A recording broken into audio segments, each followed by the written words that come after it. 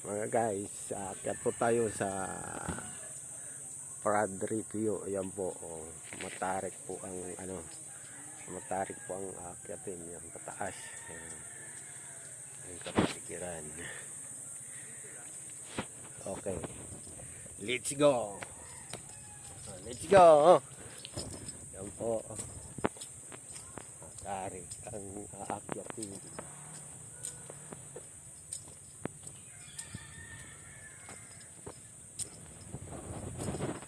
Akyatin po.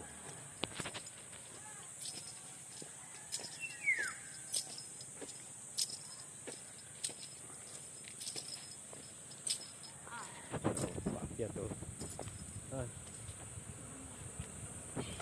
Ito na. Sa pahon.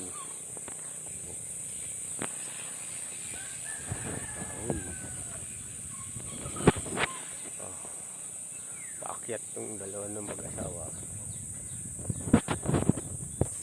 Ang daming mga kasalubong.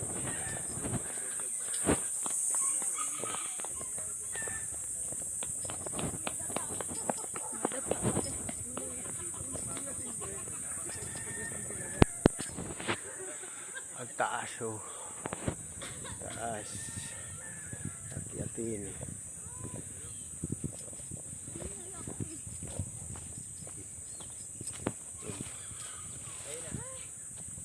Sarado pa.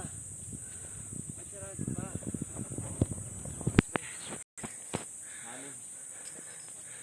Ayan po. Ang Padre. Yan. Sarado daw yan. Pag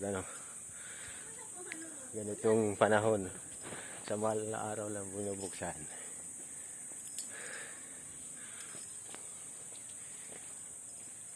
Yan po. Nasa tuktok po.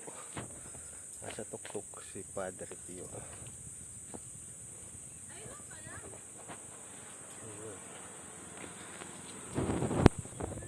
Ito, talagang tanggal ang kolesterol mo dito sa taas ng inaakyat.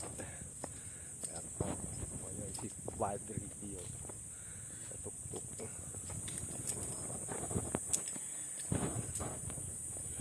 Mabuti na lang at may libangan na picture nakawala ang inyong pagod at sa ingal sa pag-akyat. Yan. Oh.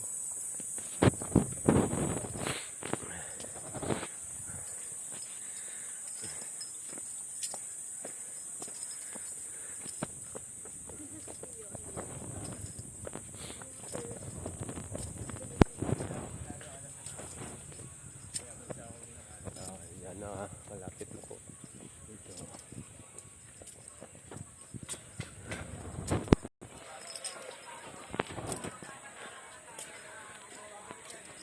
Yan po.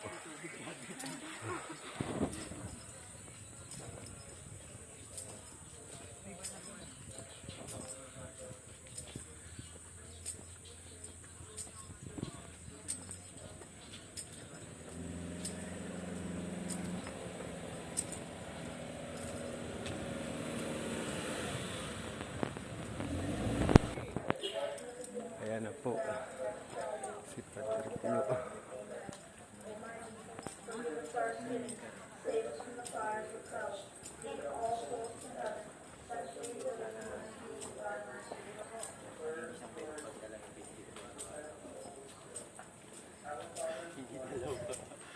Yan pala may mga paradaan pa dito eh. Laging dalawang bitin.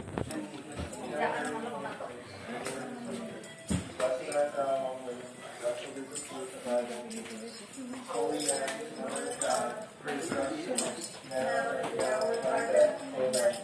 Hail Mary, full of grace, the Lord is with thee. Blessed art thou among women, and blessed is the fruit of thy womb, Jesus. Holy Mary, Mother of God, pray for us sinners, now and at the hour of our death. Amen. Hail Mary, full of grace, the Lord is with thee. Blessed art thou among women, and blessed is the fruit of thy womb, Jesus. And blessed is the fruit of thy womb, Jesus.